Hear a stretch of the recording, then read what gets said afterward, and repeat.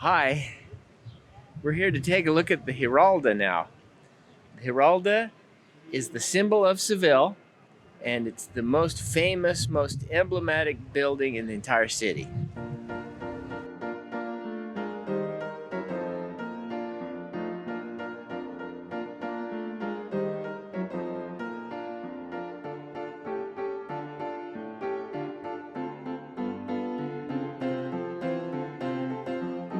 Okay, let's take a look at La Giralda, the Giralda Tower. This is the symbol of Seville. It's the most famous, most emblematic building in the entire city. The Giralda is over 104 meters tall, including the statue at the top. And for centuries, it was the tallest building in the world. So if we look up to the bell tower, the part below the bell tower is Islamic, 12th century Almohad, the Almohad dynasty who ruled from Seville. And the part above that, the bell tower, is Renaissance. So let's take a closer look at the Islamic minaret tower. The Islamic tower was the masterpiece of Ahmad bin Basso, who was the architect. He also built the Kutubiyya Mosque and Tower in Marrakesh, what today is Morocco. And let's take a closer look at the tower itself. Let's take a look at the foundation.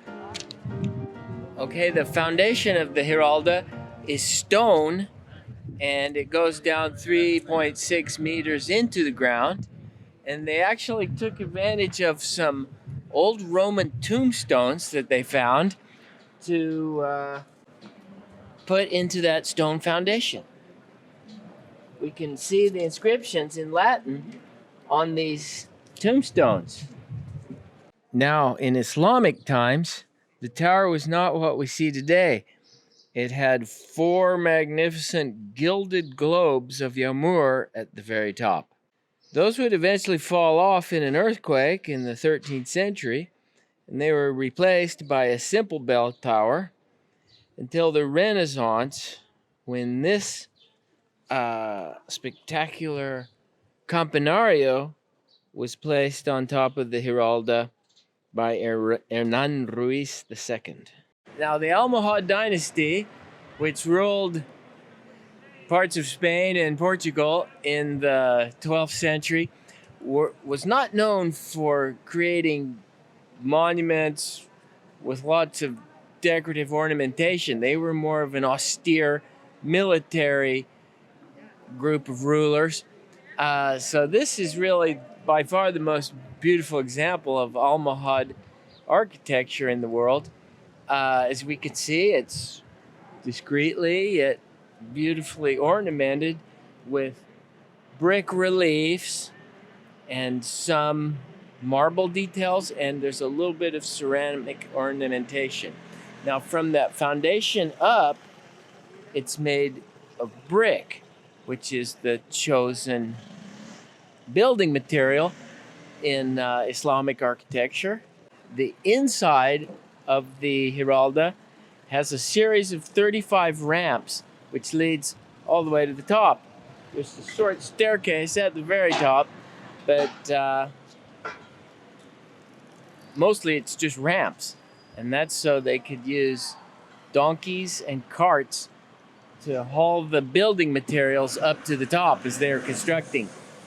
Let's take a look at the brick relief designs. Now, we've got multifoil arches. Multifoil arches are polylobular arches with little round shapes all the way around.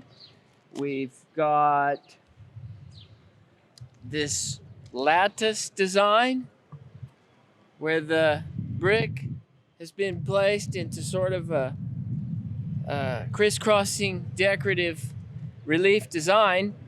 It's called zebka, and that design is to create the illusion of softness in a hard material. It's hard, it's brick, yet it seems as soft as lace. And it's also to create an illusion of weightlessness. Of course, it's all very, very heavy, yet this airy sensation of the lattice design makes it seem lighter. And it also plays with light and shadow and creates decorative design because of the relief. Zebka, it's very typical in Islamic brickwork and architecture. We've got blind arches, which is another trick to create the illusion of weightlessness.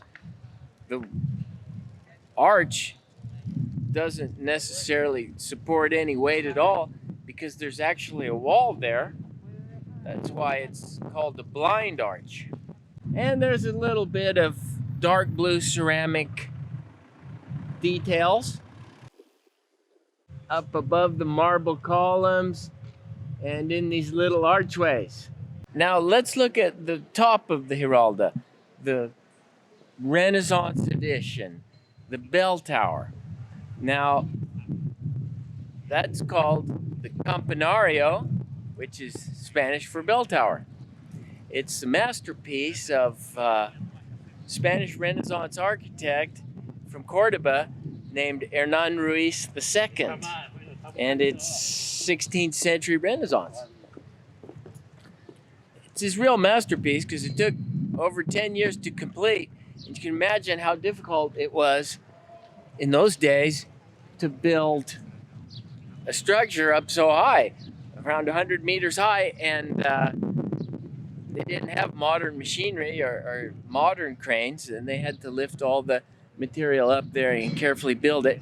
It's a harmonic, beautiful structure which mixes very nicely with the Islamic mosque.